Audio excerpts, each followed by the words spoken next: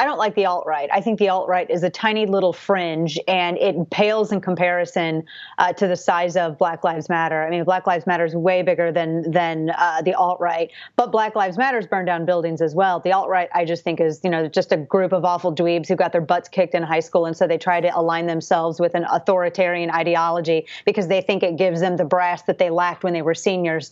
That being said, the thing is, with us on the right, we like to call out our crazy, which it never really happens because we are so alpha-minded that if someone misbehaves, they get called out. Whereas on the left, if someone misbehaves, they get elected into office. Let's look at all of the past Democrat politicians who've been elected by huge pluralities into office. But you know, the thing with this, Grant, is the people are finished. People are done with the way that they see the media. I'll tell you this: when I went to J school, do you know that one of my requirements, Grant, for J school was a class on persuasion?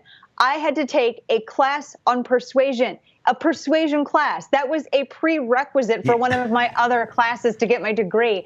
And I thought, this is insane, because here I was, this idealistic kid, and I'm going into college having to take this ridiculous course.